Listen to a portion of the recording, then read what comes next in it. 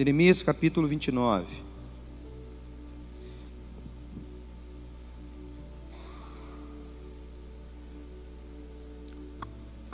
Na semana passada, irmãos, no domingo, nós meditamos Jeremias capítulo 32, né? E naquele episódio em que Deus pede para Jeremias comprar um terreno, tá certo?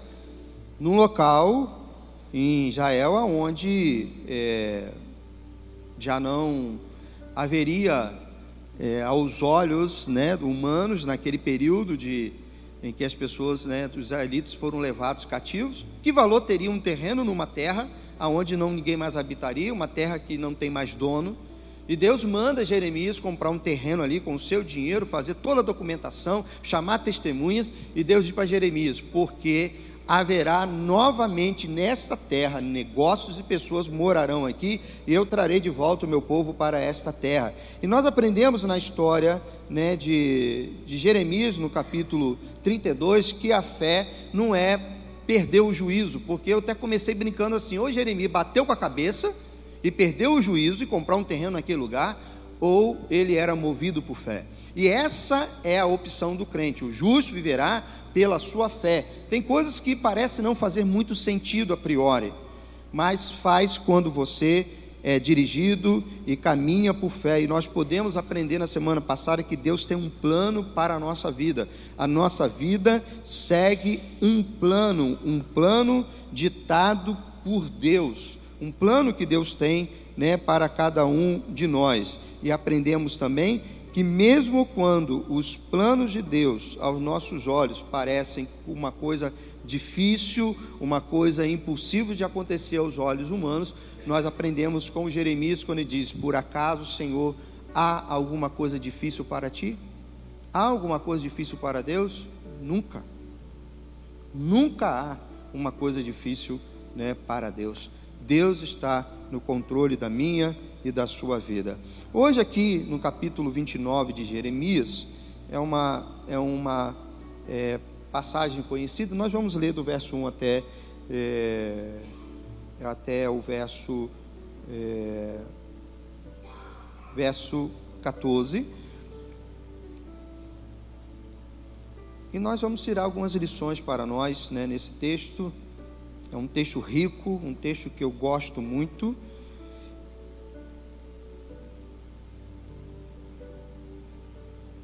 E eu quero pensar nessa noite que eu e você, nós podemos florescer em qualquer lugar que a gente esteja. Amém? Eu e você podemos crescer, podemos florescer, nós podemos prosperar no sentido, né, de darmos frutos em qualquer lugar que a gente esteja. Então vamos fazer a leitura desse texto. Vamos fazer uma leitura alternada. Eu lerei os versículos de número ímpar e os irmãos lerão os versículos de número par. Diz assim: são essas palavras da carta que Jeremias, o profeta, enviou de Jerusalém ao resto dos anciãos do exílio, como também aos sacerdotes, aos profetas e a todo o povo que Nabucodonosor havia transportado de Jerusalém para a Babilônia.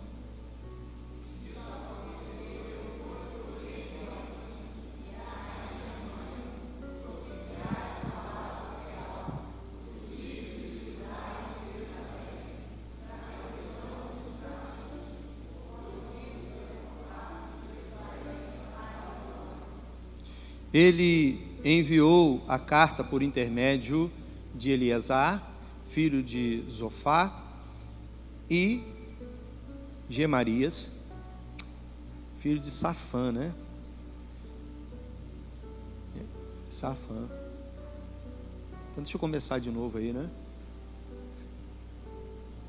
Ele enviou a carta por intermédio de Eleazar, filho de Safã, e Gemarias, filho de Ilquias, os quais Edequias, rei de Judá, mandou a Nabucodonosor, rei da Babilônia. A carta dizia o seguinte: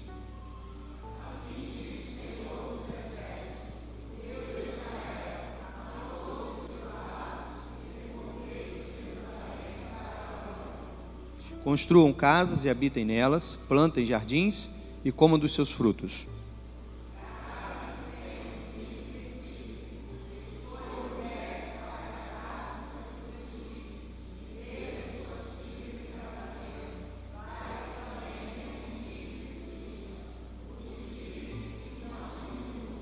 Busque a prosperidade da cidade para a qual eu os deportei e ore ao Senhor em favor dela, porque a prosperidade de vocês depende da prosperidade dela.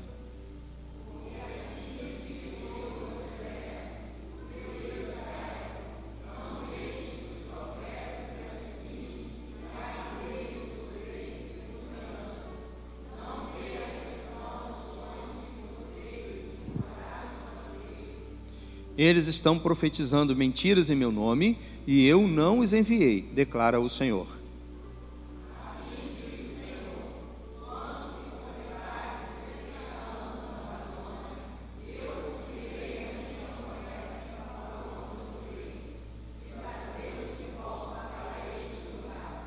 Porque sou eu que conheço os planos que tenho para vocês, diz o Senhor, planos de fazê-los prosperar e não de lhes causar dano, planos de dar-lhes esperança e um futuro.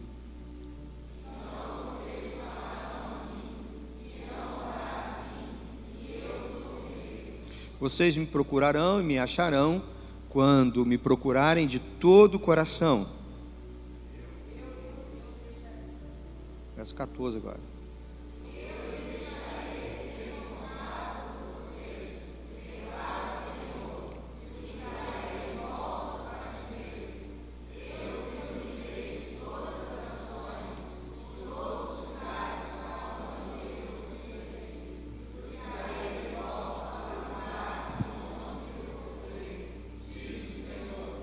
Amém, irmãos? Essa é a palavra do Senhor que nós lemos.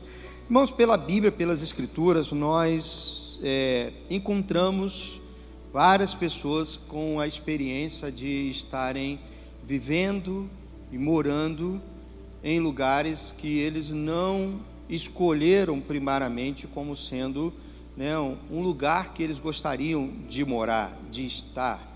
A gente conhece, por exemplo, a história, né, de Abraão. Abraão, ele foi chamado por Deus para sair para uma terra que ele nem conhecia.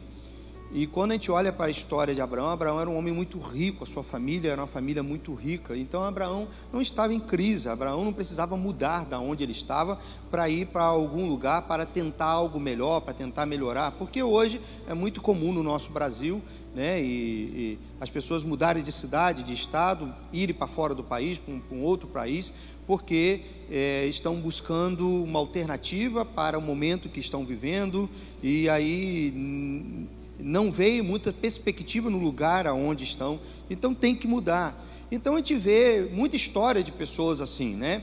Pessoas que precisam mudar. A história de Abraão, por exemplo, ele não precisava, mas ele aceitou um desafio, porque Deus colocou algo no coração dele, né?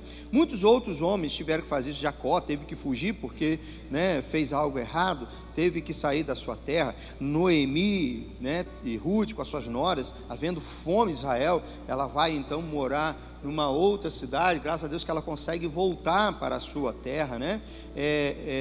Davi, quando perseguido por Saul, teve que morar longe, né, do local onde ele gostaria de estar.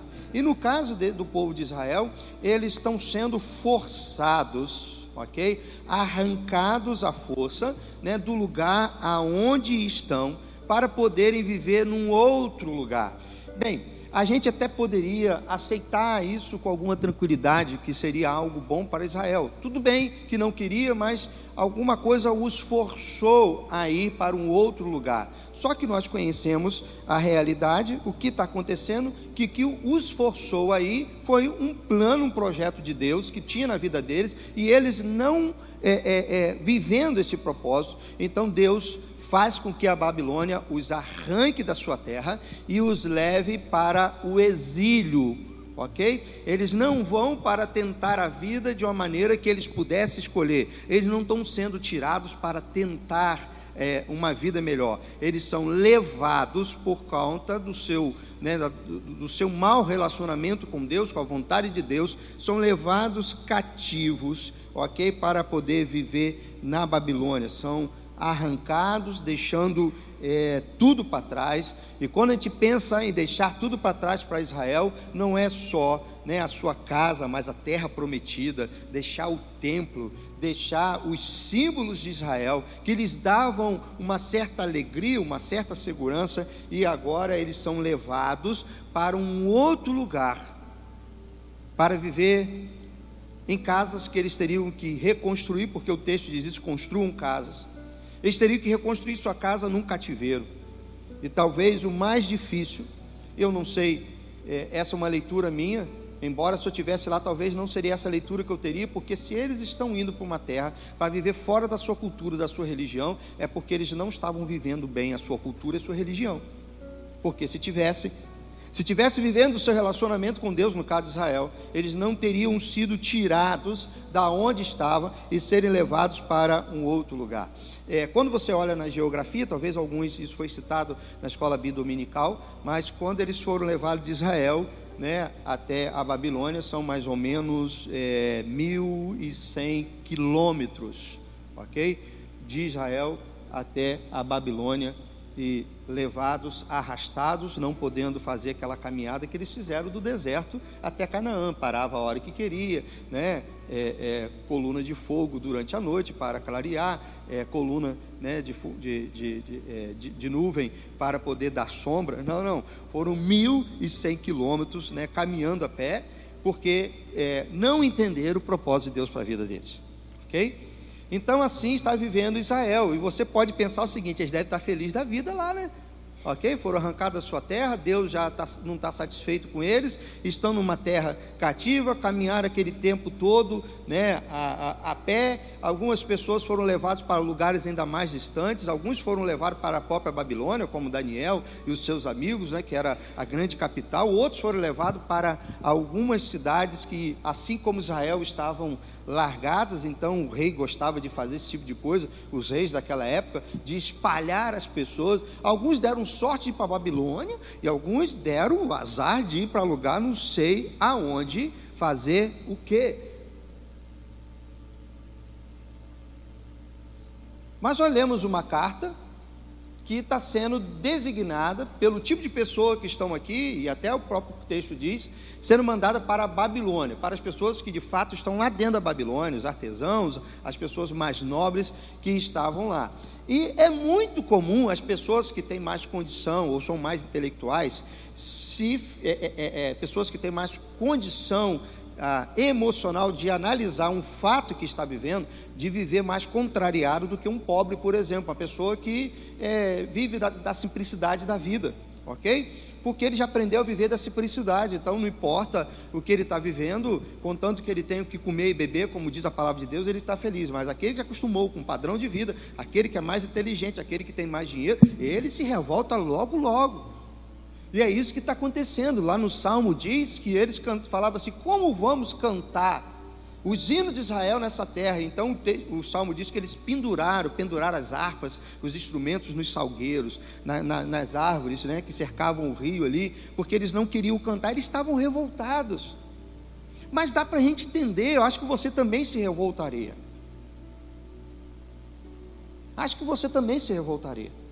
Se de repente por alguma situação você é arrancado da onde você estava.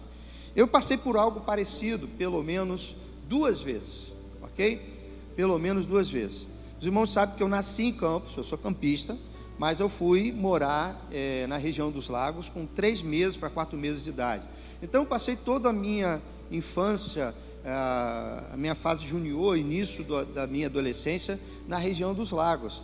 E num período desse a minha família descobriu, né, que o meu irmão Ezequiel do meio estava com câncer, e Cabo Frio não tinha muitas condições de tratar, né?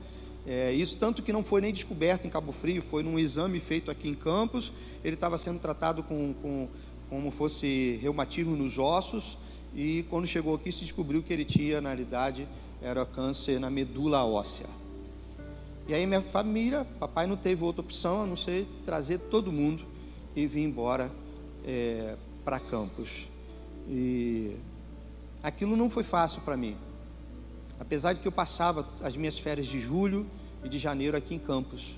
Assim eram as minhas férias. Eu vinha para a roça, para o sítio dos meus avós, para passar, né, as férias. Mas não foi fácil, porque agora não é férias, agora eu teria que estar aqui, ok? E muita coisa foi deixada para trás, inclusive eu já trabalhava nessa época, quando estava entrando na adolescência, e já juntava o meu dinheiro, e tudo mudou, tudo mudou, e foi difícil. A única coisa que me fez ficar feliz aqui é porque meu pai já era pastor em Travessão da Barra, e então, para eu não ficar aqui acompanhando outras coisas, minha mãe sofrendo, em alguns momentos, algumas situações, eu ia para a igreja e ficava lá a semana toda. Não era fácil, ok? Eu não tinha feito nada. No caso de Israel, eles procuraram. Mas quando a gente olha a história de Daniel, que eu preguei aos 3 domingos atrás, domingo pela manhã, Daniel, ele não foi para lá porque ele fez alguma coisa, os pais dele fizeram, ele foi parar lá. E você cantar, e você, né, não se revoltar, você precisa de muita comunhão com Deus. Nós estamos falando aqui, nós somos crentes, você precisa ter muita força espiritual para você, estando longe de casa, vivendo uma nova realidade que você não gosta, e você então não sentir muita dor, e ao mesmo tempo você não se alienar no mundo. Dá para entender o que Israel está passando. Mas assim como Israel, você precisa botar uma coisa no seu coração: que nenhum de nós está livre de ter que passar e viver em circunstâncias que não queremos viver. Ok? Grave isso no seu coração, coisa que você já sabe, falando nada de novo para nós aqui nessa noite. Nenhum de nós pode viver na ilusão de que não vamos em algum momento passar e viver por circunstâncias que nós não queremos viver. Todos nós, em algum momento, vamos passar por isso. Em algum momento, se a gente mesmo não sair da zona de conforto, a vida vai nos tirar da zona de conforto, e nós vamos perder algumas referências, vamos ficar longe de amizades, costumes, né, diferentes. Como era diferente você, apesar de que naquela época eu era magrinho, mas tudo bem, deixa eu contar, né, você andar 24 horas dentro da cidade de Búzios de sunga e camiseta. Não queria nem imaginar essa cena, mas era assim. E de repente você vem para Campos, e aí o tempo todo você de roupa, porque não dá, né? Não dá. Aliás, se você anda com certos tipos de short, diz que você é meio vagabundo, porque andando de short durante o dia em Campos, vão achar que é vagabundo, né? Apesar de que vagabundo hoje está vestido de terno, tá certo? Mas se você olhar um empresário de short no centro de Campos e um vagabundo de terno, quem que você vai achar que é empresário? Ok? Costume diferente. Lá naquela época era diferente. Quanto mais a pele queimada do sol, de sunga, aquele negócio todo, e andando, você já é um empresário. Só um empresário fica assim um dia inteiro. Ok? Você vê como que é diferente. E de repente você muda e tudo é diferente. Sabe? As palavras que você falava em um lugar, você não pode mais falar no outro. E aí você encontrar força para poder viver numa circunstância que você não quer e viver bem, sabe? Você precisa entender que Deus tem um plano para a sua vida, que Ele tem um plano, e o que você está vivendo faz parte de um plano dele. No caso de Israel tinha que entender, seriam 70 anos, porque o plano de paz que Deus tinha, Israel não estava se cumprindo. Então Israel foi para o cativeiro para poder aprender a relacionar-se com Deus, para que Deus pudesse cumprir o plano na vida dele. Deus não havia desistido. Por isso que nós chegamos no versículo 11, 12, 13, eu bem sei o plano que tem para vocês. Vocês estão indo para o cativeiro, é porque vocês não entenderam que eu tinha um plano. Eu não desisti do plano, mas vocês vão precisar passar pelo cativeiro, porque na realidade, sabe o que aconteceu? A turma velha morreu todo mundo, porque Deus já não conseguia mudar a cabeça de gente velha. A pior coisa do mundo é quando a cabeça fica velha.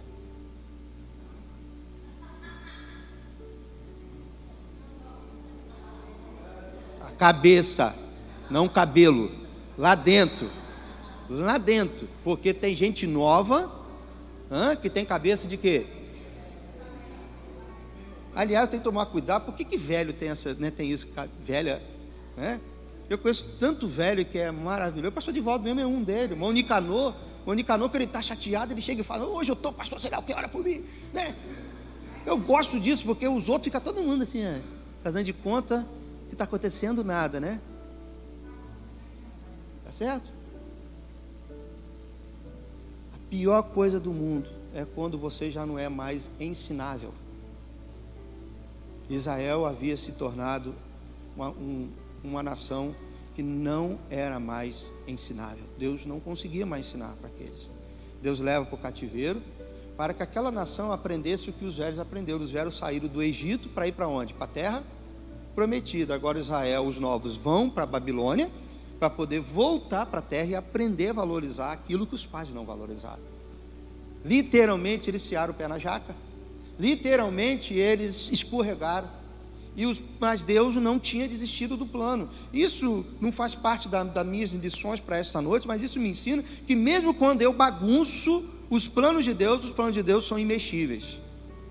Ele vai bagunçar com a sua vida para você aprender que os planos dele continuam o mesmo. Por isso que nós ensinamos aqui na quinta-feira em Provérbios, que diz que muitos são os planos no coração do homem, mas o que prevalece é o propósito de Deus. Você precisa alinhar seus planos com os propósitos de Deus. Aí tudo dá certo, ok? Aí tudo dá certo. Israel havia esquecido isso daí, ok? Israel já não conseguia mais. E aí, o que você faz quando você chega à conclusão? Porque essa carta é para fazer Israel cair na real. É o seguinte, são 70 anos. Quando nós vamos ali para o verso 8, por exemplo, o texto diz assim: não vos engane, não fui eu que mandei esses adivinhos e profetas profetizarem isso. Aliás, o texto termina dizendo que quem mandou eles profetizar isso foram as próprias pessoas. Diz: vocês encorajaram eles a dizerem isso para vocês. Eu não disse nada disso. Eu disse que são 70 anos de cativeiro, eu não vou voltar atrás. Esse é meu plano para mudar a vida de vocês. Vocês estão mandando eles pregarem outras coisas. Tiago vai dizer que ia chegar um momento que as pessoas não iriam suportar a fé, a sã palavra, e iriam contratar pessoas para pregarem, como se estivesse dando coceirinha no ouvido. Estão com coceira para coçar os ouvidos deles. Então, na realidade, as pessoas estão com um cômodozinho e ouvem um sermãozinho, né? É a caixinha de promessa. Você não está muito bem, pega a caixinha de promessa. Hoje o dia está bom. Mas ninguém vive só de promessas. Aliás, a Bíblia ensina que para viver de promessa, você precisa obedecer a Deus. Quem não obedece a Deus, não adianta ler promessa. Promessa não se cumpre na vida de desobedientes, porque toda promessa, ela antecede, ela vem, antes dela, vem uma orientação, uma ordem e um desígnio de Deus, para depois a promessa se cumprir. Não sei se você já parou para pensar que muitas promessas de Deus não se cumpriu na vida de Israel. Mas Deus falhou? Não. Israel não quis. Sabe, em alguns momentos você está reclamando que as promessas não cumpriram. A pergunta é: você quis? Porque se você quisesse, você iria pensar sobre os planos de Deus. É interessante que está todo mundo olhando para mim, tá certo? Para olhar para mim, vocês tiveram que pensar sobre isso. O olho não vai sem houver uma ordem, ok? Há um pensamento. E agora, para vocês refletirem no que eu estou falando, você também pensou e ordenou a sua mente que reflita sobre o que eu estou falando. Tudo começa com um pensamento. Tudo começa. O texto diz que Deus tem um pensamento para a gente. Qual a diferença do pensamento de Deus para o nosso? Por que os pensamentos de Deus dão certo, o nosso não? O nosso não dá porque nós somos limitados. Já começa aí. Segundo, porque nós vivemos num mundo pecaminoso. E terceiro, porque nós somos tomados por emoções. A gente não é racional em alguns momentos. E aí, nosso pensamento não dá certo. E segundo esse texto, a gente manda os outros falar aquilo que a gente quer ouvir. Uma burrice, mas é assim, ok? A gente tem que ouvir aquilo que a gente precisa ouvir, não aquilo que a gente quer ouvir. Tá certo? Se você quer ouvir, grava você mesmo e depois solta. Que aí você vai ouvir o que você quer ouvir. Mas se você chegar para alguém: querido, estou passando por isso. Sabe, é terrível quando alguém diz: pastor, olha, ora por mim porque eu já tomei uma decisão. Eu não oro, já tomou a decisão, para que eu vou orar? Olha, eu estou decidido. Tá decidido, não precisa de mim para mais nada. Tá certo? Orar para quê? Para que orar para uma pessoa que já está decidida? Tá certo? Não faz sentido. Mas lá no fundo quer que o pastor ore e procura logo o pastor. Tá certo? Porque dá aquela chancela embaixo, o pastor assim: não, eu orei, falei com o pastor, vai dar tudo certo. Aí dá errado. Esse é o primeiro tipo de pessoa. O segundo tipo de pessoa é o seguinte: é aquele que pensa, toma decisão, mas não vai procurar o pastor. Tá certo? Já tomou decisão, porque ele está com medo de o pastor falar alguma coisa que ele não quer ouvir. Aí dá errado. Quem é a primeira pessoa que ele vai procurar? O pastor. É assim com Israel. Israel queria fazer as coisas sem Deus. Quando a coisa dava errado, fazia o quê? Procurava Deus. O Israel estava obstinado no seu coração, Deus falava, eles mandavam. Jeremias foi preso por conta disso. Jeremias apanhou, porque Jeremias falava aquilo que o povo não queria ouvir.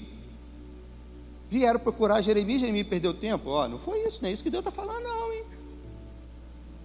Diz que o rei Joaquim, foi lá no capítulo 32, disse que ficou furioso, porque Jeremias não falava uma coisa que Joaquim queria ouvir. Não falava uma coisa. Sabe aquele período que você não está bem? Todo sermão que você vai, parece que o pastor leu a sua vida e fala tudo que você está sabendo, que você está passando. Assim, meu Deus, não vou mais na igreja. O pastor virou guru, está adivinhando tudo. Hoje uma irmã chegou no meu ouvido assim: alguém sussurrou alguma coisa no seu ouvido? Só se for o Espírito. Só se for, pastor, eu estava conversando hoje de manhã em casa com meu marido sobre isso, sobre aquilo outro, e parece que alguém contou para o senhor. Não, porque não sou eu que prego. Quem prega é o Espírito, ele sabe o que cada um precisa ouvir. Essa beleza do relacionamento. Mas quando a gente não consegue viver assim, dessa maneira, a gente tem dificuldade, porque a gente vai ser guiado pelos nossos pensamentos. Tudo que você quer realizar vem aqui dos pensamentos, mas nós somos limitados. Mas Deus não. Deus diz assim: eu sei o plano que tem para vós. Deus, ele é santo. Deus, ele é perfeito. Deus é imutável. Ele não foi criado. Por isso que os planos de Deus não se frustram. Os pensamentos de Deus são os melhores. Aliás, eu sei os planos que tem para vós. Plano bom, plano de paz, plano para vocês. Sabe, por melhor que você seja estrategista, nem sempre o seu plano vai contemplar tudo. Nem sempre. Mas aí as pessoas, assim como Israel, muitas vezes querem viver dos seus próprios pensamentos, dos seus próprios planos, e desconsideram Deus. Mas o que fazer quando Deus resolve mexer na sua vida, tirar você da zona de conforto, colocar em você em situação que você não queria e ninguém quer, não gosta de viver, mas Deus já disse que não vai mudar, e é no caso de Israel, isso não vai mudar, é isso que vai acontecer. Meu irmão veio a falecer.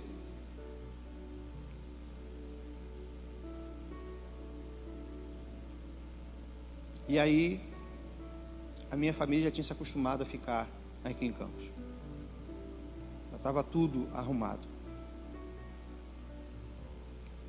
Um dia minha mãe me põe dentro do carro junto com a minha noiva naquela época, com a minha primeira esposa, a Priscila. A Viva vai entrar na história daqui a pouco.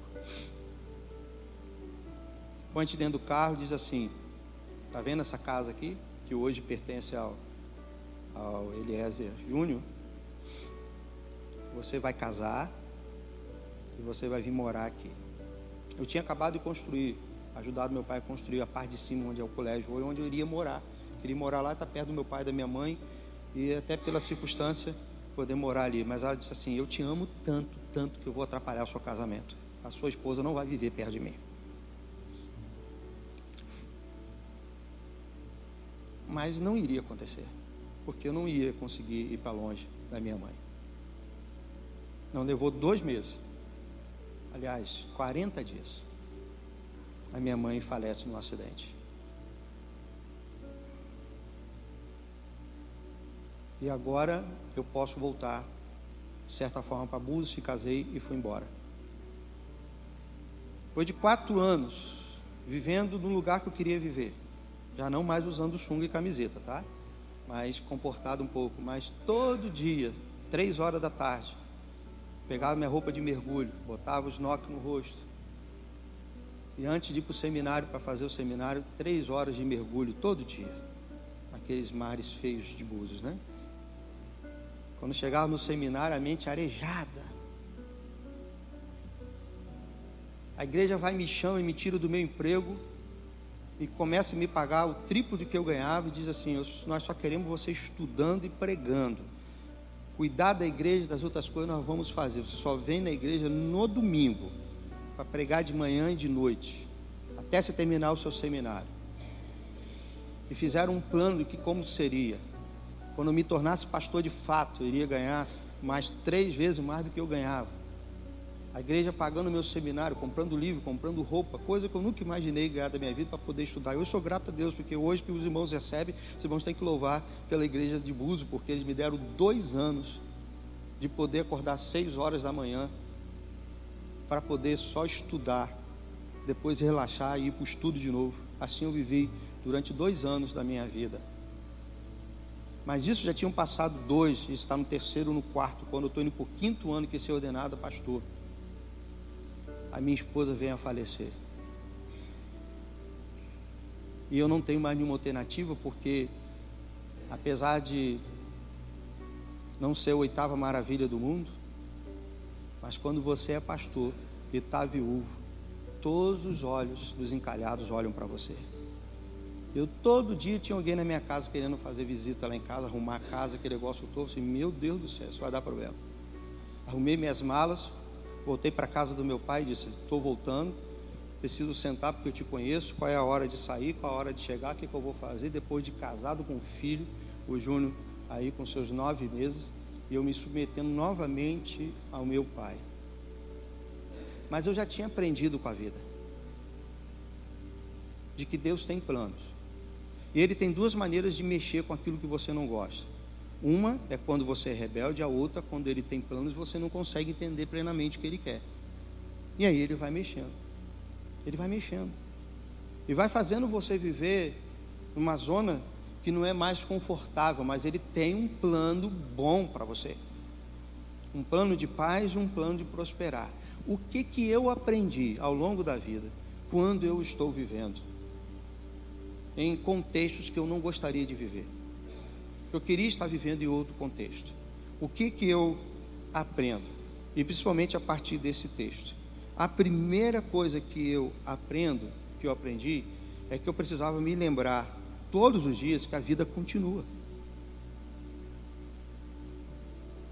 Não importa se você está vivendo dias bons ou dias ruins, a vida continua, apesar dos problemas e dos impedimentos que você está vivendo. Sejam eles causados por você ou não, não importa. Não importa porque você está sendo levado para um contexto de cativeiro, um contexto de desconforto, um momento que você não quer viver.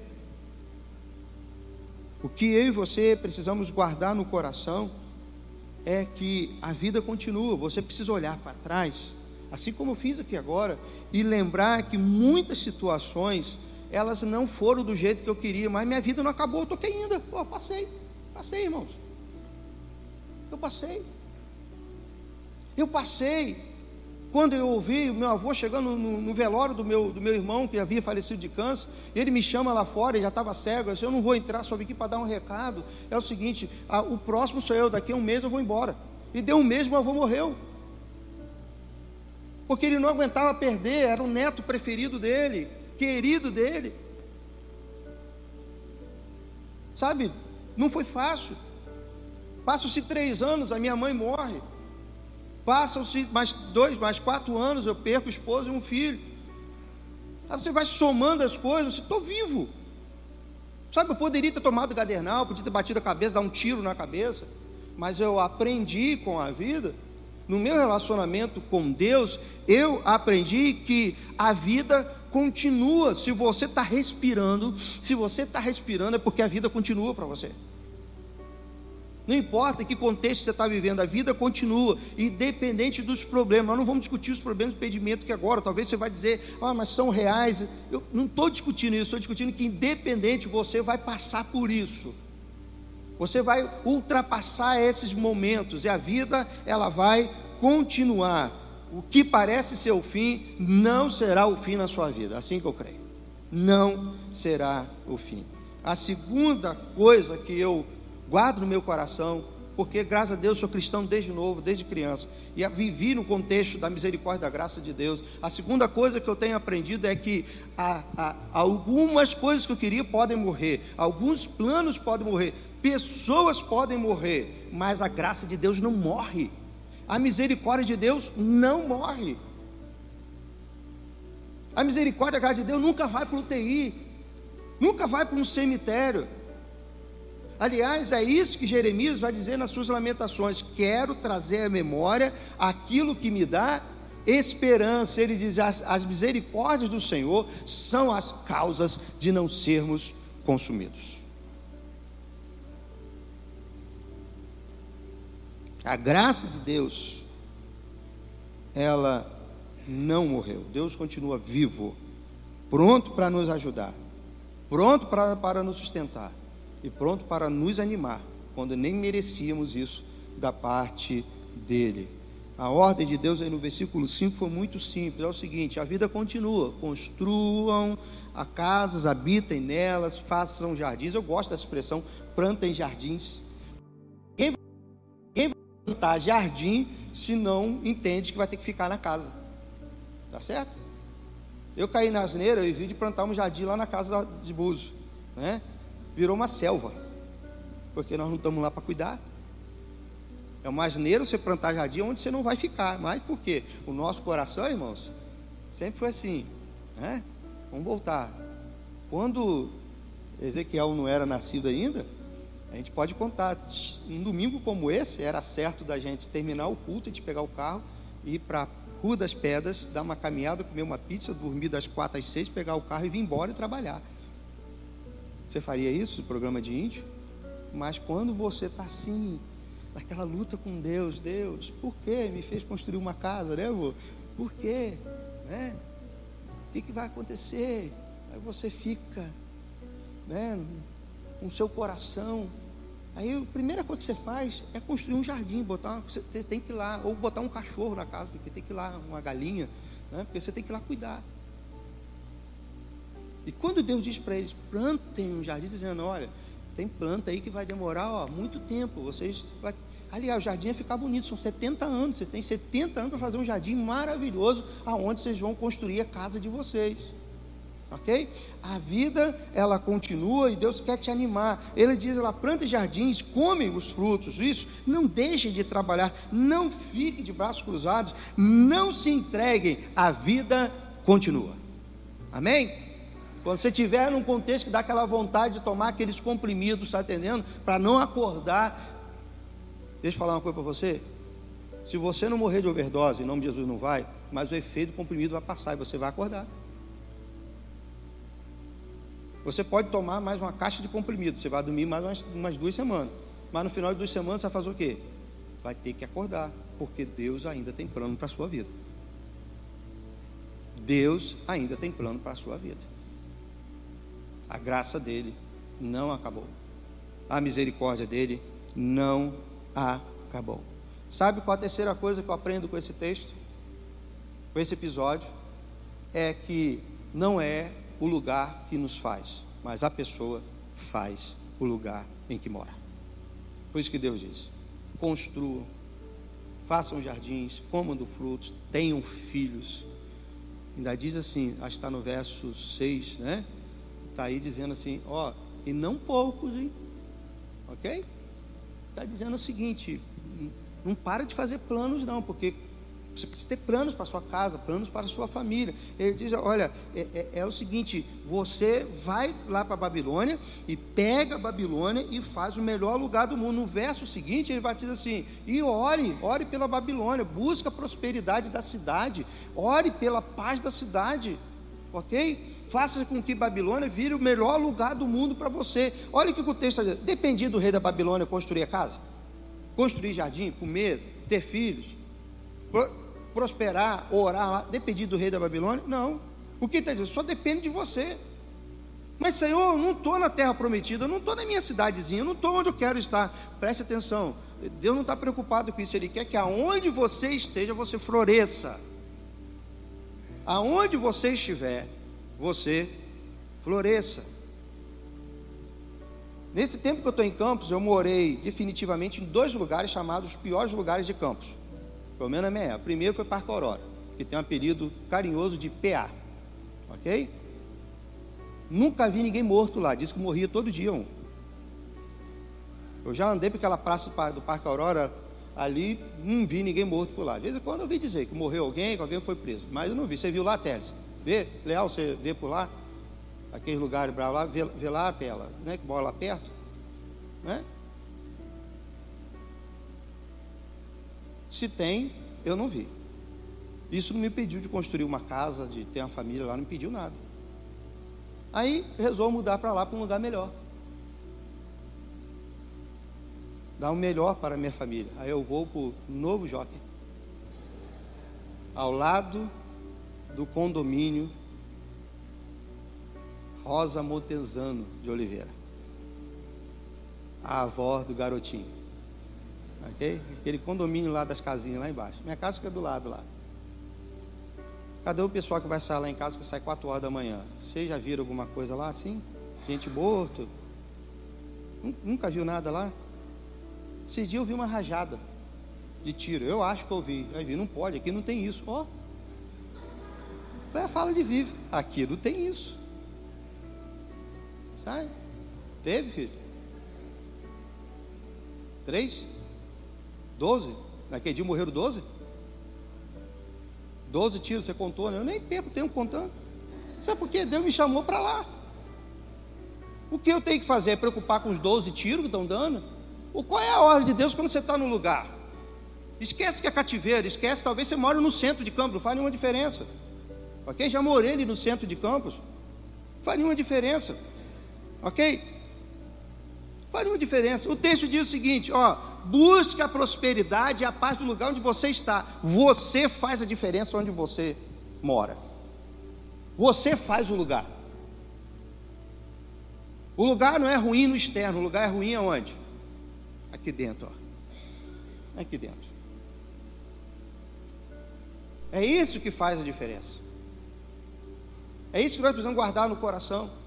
Nós sempre vamos viver num lugar e uma situação desconfortável por vez ou outra, mas você faz a diferença. Filipenses capítulo 4, versículo 11, o apóstolo Paulo diz assim: aprendi a viver contente em toda e qualquer situação.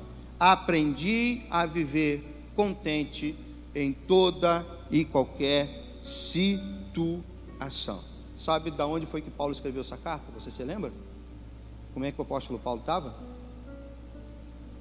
Preso. Essa Filipenses é a carta da alegria e ela foi escrita da prisão. Ok? Da prisão. Eclesiastes é o livro do sábio, mas é considerado o livro limão.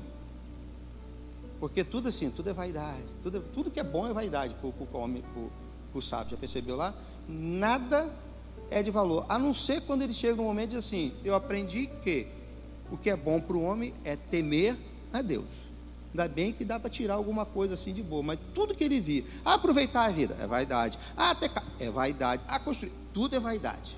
Era como se você estivesse chupando limão na beira de uma praia linda e está todo mundo desfrutando, está você lá. Quem olha para você tirar foto, gente, você está no meio de uma praia e com essa cara, sabe? Mas tem gente que é parecido assim, né? Porque não aprende que quem faz o lugar é a gente. De repente você não pode ir para uma praia, de repente você está assim: mas minhas praias aqui não importa, é você. Aproveite a vida. A bênção de Deus está onde você está, não se esqueça disso, ok? Onde você vai, você leva a bênção de Deus. A bênção de Deus não vai para aquele lugar e não vai para outro, não. A bênção de Deus vai com você. Aonde você passar, a bênção de Deus está com você. Em penúltimo lugar, ok? Em penúltimo lugar, o que eu aprendo com essa história? É que quando você caminha com Deus, você aprende que Deus é que faz as suas histórias. Deus está escrevendo a sua história. Com Deus você escreve uma bela e nova história. Irmãos, nem todos os grandes homens que nós temos listados aí no mundo nasceram em lugares privilegiados. A ideia que você tem que uma pessoa, ela vai dar bem porque ela nasceu num lugar, numa família, numa cidade que favorece. Eu até creio que possa ajudar, mas não é determinante. Olha só, Josué, ele nasceu no Egito, está indo para uma terra prometida, vivendo pela fé, sem nenhuma perspectiva, e aí Deus o chama para liderar um povo que está indo para uma terra, vivendo de promessas, está entendendo? Mas ninguém ainda tinha herdado a terra prometida, E aí Deus diz para ele: Josué, se você, está aí no capítulo 1, versículo 8, vê se tem para a gente ir, pastor, se eu reservei, capítulo 1, versículo 8 de Josué. Olha só, olha o que ele diz para Josué: não deixe de falar as palavras desse livro da lei e de meditar nelas, de dia e de noite, para que você cumpra fielmente tudo que nele está escrito. Só então os seus caminhos prosperarão e você será bem sucedido. Eu quero destacar uma expressão que eu sempre gosto nesse texto: só então. Não haverá prosperidade e felicidade para um crente enquanto ele não guarda e medita na palavra de Deus, não vive por meio da palavra de Deus. Não tem outro caminho para a gente. Sabe, Josué, ele poderia guardar no seu coração que ele seria a pessoa que estaria vindo após Moisés para levar o povo, mas Deus diz assim: deixa eu dizer uma coisa para você, só deu certo com Moisés e só vai dar certo com você se você meditar e guardar essas palavras. Aí sim, os seus caminhos prosperarão e você será bem sucedido. Sabe, por crente não tem outro caminho. Você pode estudar, você pode fazer aí autoajuda, você pode ler os melhores livros, mas se você não guarda e não medita na palavra de Deus, não há prosperidade para o seu caminho. Você não tem um pacto com o mundo, você tem um pacto com Deus. Você tem uma aliança com Deus, e a aliança com Deus é regida e é regrada pela sua própria palavra, porque Ele quer para a nossa vida, né? Você lembra de Jabez? Coloca para a gente, pastor. 1 de Crônicas, capítulo 4, versículo 9 e 10, tem para a gente ir? Vamos lá, olha só. Jabez foi um homem mais respeitado da sua família. O texto já começa dizendo que ele foi um cara que deu certo a vida dele, tá certo? Mas olha o que o texto diz: sua mãe lhe deu o nome de Jabez, que quer dizer, com muitas dores eu dei à luz. Toda vez que a mãe chama Jabez, vem cá, Jabez, como ele era um hebraico, né? Ele ouvia assim: vem cá, menino, que eu sofri para poder nascer. Vem cá, menino, que me deu dor quando eu nasci. E era assim. Por isso toma cuidado do nome que você coloca na criança, né? Porque se depender, se ela souber que nome é, você está chamando ela de qualquer nome, né? E toda hora esse menino cresceu ouvindo assim: eu dei dor à minha mãe, eu dei dor à minha mãe, eu dei dor à minha mãe. Na psicologia de hoje, quem está aqui é o seguinte: é um traumatizado, tá certo? É um traumatizado. Esse menino não tem como dar certo. Mas aí, vamos lá para o verso 10. O que Jabez fez? Ele ora a Deus. E aí ele diz: abençoa-me e aumenta as minhas terras, que a tua mão esteja comigo, guardando-me de males e livrando-me de dores. E Deus atendeu o seu pedido. Ele poderia ser um traumatizado, um arrasado, mas ele resolveu fazer o quê? Orar.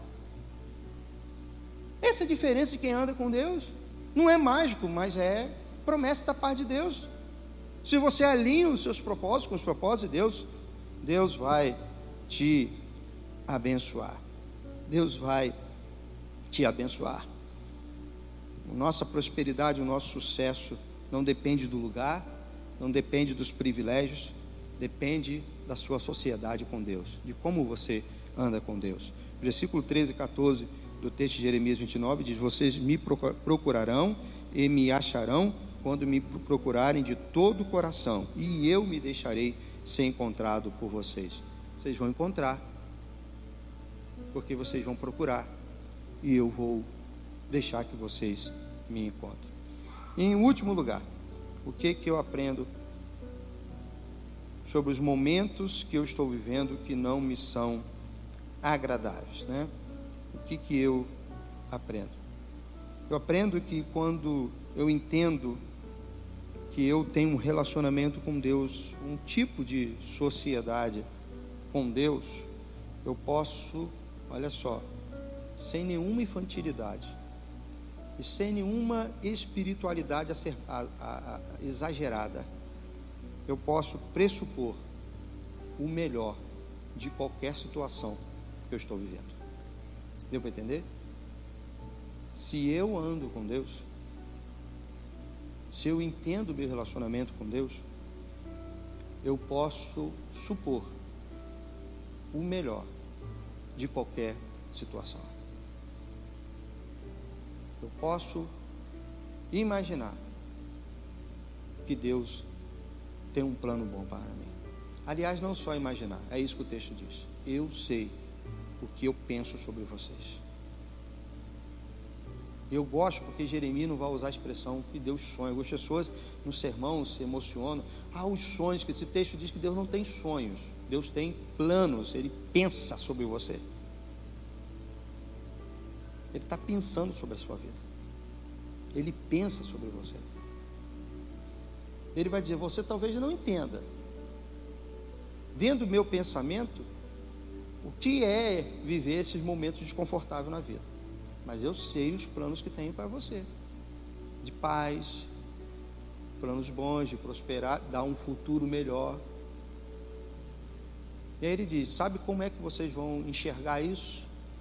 Como vocês vão conseguir ver Babilônia como sendo instrumento de bênção? Quando vocês me buscarem de todo coração.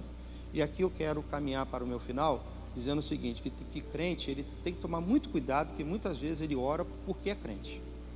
Ele fala com Deus porque precisa falar, mas não é de todo o coração.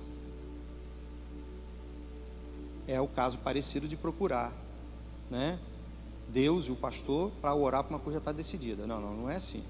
Você precisa procurar todo o seu coração. Você precisa estar pronto para dizer para Deus o que você quer, mas ao mesmo tempo estar pronto para ouvir o que Deus tem para a sua vida. Porque esse povo, por um bom tempo, não ficou pronto, não. O texto diz que eles contratavam pessoas para dizer o que eles queriam ouvir, só para dizer que veio da boca do profeta. Foi o profeta que profetizou, mas Deus disse, eu não mandei esse profeta. O profeta que eu estou mandando é esse aqui, com essa carta. São 70 anos de cativeiro. Mas devo dizer para vocês, o cativeiro não vai acabar com o povo de Israel. É um plano de paz, um plano de futuro. Então construam, vivam a vida de vocês nos momentos difíceis, confiando que Deus tem um plano e vai reverter. Por isso que eu termino dizendo, você pode pressupor e crer que Deus tem o melhor em dias difíceis.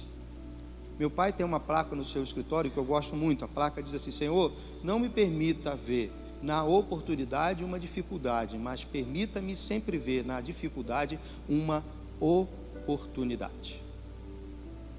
É mais ou menos o que Deus está dizendo. Vocês vão ter a oportunidade agora de reconstruir a vida de vocês, mesmo que não seja na terrinha de vocês, mesmo que não seja lá em Israel, mesmo que não seja da maneira que vocês planejaram, mas eu estou dando a oportunidade de mudar, de estruturar a vida de vocês para que vocês voltem.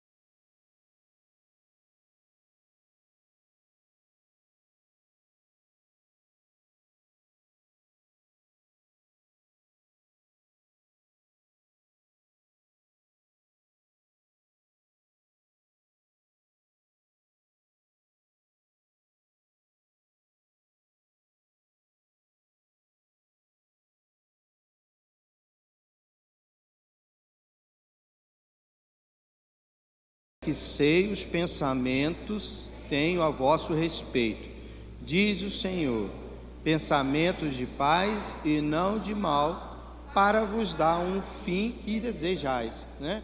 É interessante que a João Ferreira de Almeida, e tem um pouco a ver com o original, ele vai dizer assim, eu sei o pensamento que tenho para vós. E engraçado que o meu pensamento é para dar o que vocês desejam.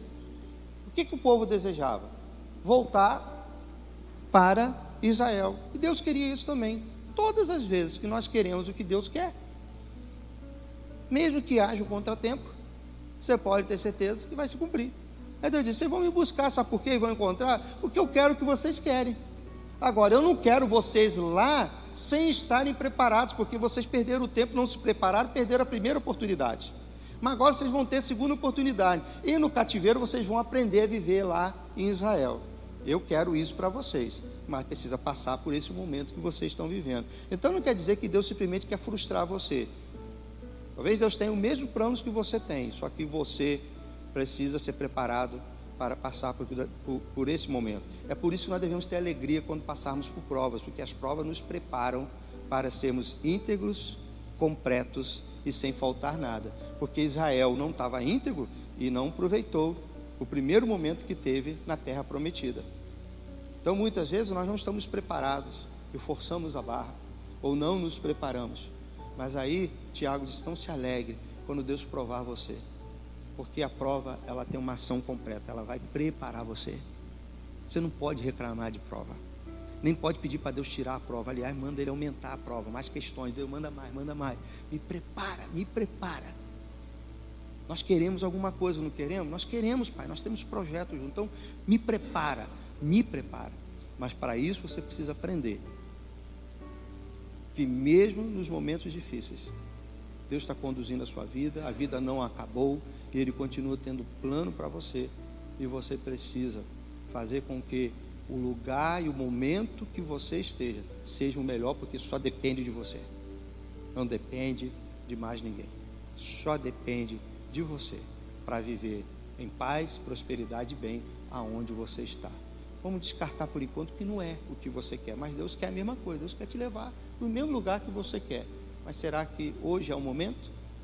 Será que agora é o momento? Foram muitas perguntas que eu fiz a Deus, e hoje entendo que talvez nem sei se um dia eu volto para morar no lugar aonde eu sempre desejei, sempre tive sonho. A minha esposa já mudou um pouco o pensamento dela, né? Deus vai mudando as coisas, tá certo? Mas eu tenho aprendido que aonde eu estiver, Deus é comigo, e o lugar aonde eu estiver, Deus estando comigo, é o melhor lugar do mundo. Amém? Será sempre